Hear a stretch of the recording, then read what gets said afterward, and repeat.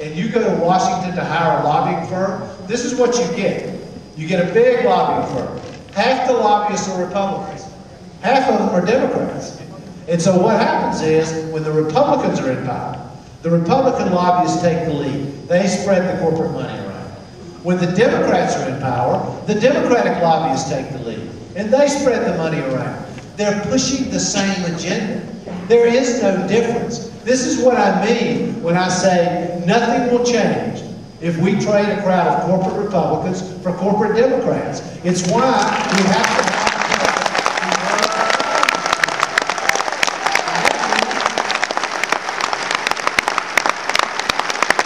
and that means a whole series of things. I am the only presidential candidate who said there will be no corporate lobbyists working in my White House. Number one. Second, I have never taken money from these people, which I mentioned at the beginning of the speech, in the entire time I've been in public life. You know, and I'm proud of that. And by the way, the biggest receiver, the candidate who's taking the most money from these lobbyists is not a Republican.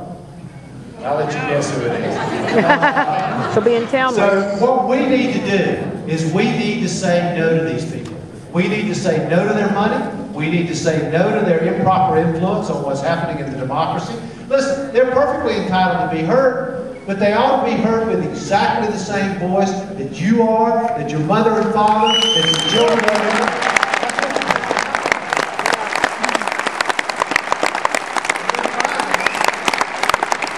The ultimate answer for all this, of course, and this is something the President and I am committed to, the President's going to have to put on the front burner, is we desperately need to publicly finance all of our campaigns. I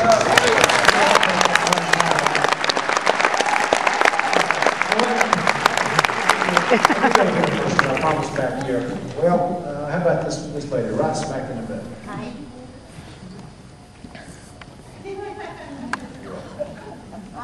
I've asked everybody this who I've gone to see, and I've gone to see all the Democrats that come to Nevada. And I just want to know where you stand on stem cells. She's asking about stem cell research. When I'm President of the United States, there will be no ideological limitations on the funding of stem cells.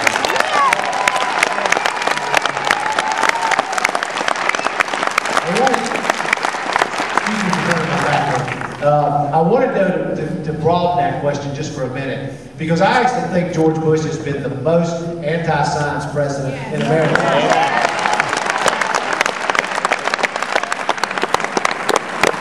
And what we need is we need a president who will be very actively and aggressively pro-science. And that's exactly what I intend to do, which means, in addition to the funding for stem cell research without limitation, it means we double the funding at the NIH, we increase funding to our research-based universities. America has got to be leading the way. We can't be dragged kicking and screaming into the 21st century. We've got to be the ones out there pushing the envelope every single day. And that's exactly what I'll do as president.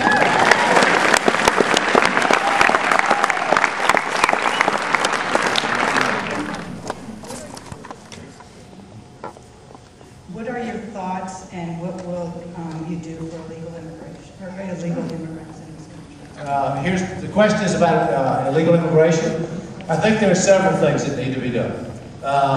First, we need a trade and an economic policy. I've already talked about both. The trade policy I talked about a few minutes ago, and I talked about the economic policy in response to the one campaign's question.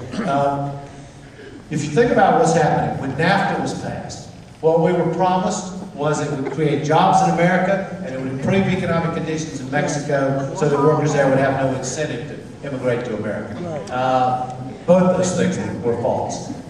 We need a trade policy and an economic policy that creates economic opportunity in other parts of the world, in Mexico specifically in this case, so that workers have less incentive to want to immigrate illegally to the United States. Let's start with the core issue. That's the beginning place.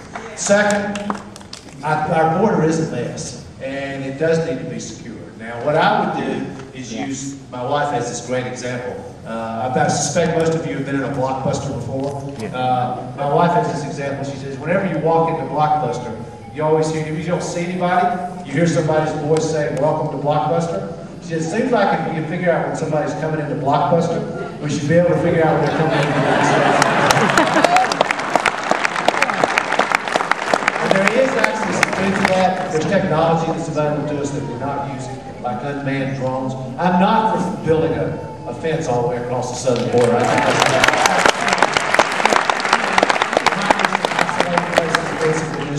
I think we should be tougher on employers that are violating the law.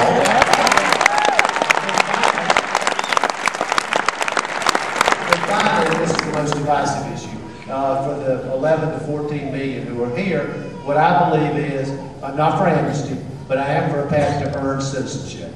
And that means specifically, if you came here illegally, you should be required to pay a fine that can in fact be paid. It has to be reasonable enough to be able to be paid. And then second, it's a little more controversial, I think if you want to become an American citizen, you should learn to speak English.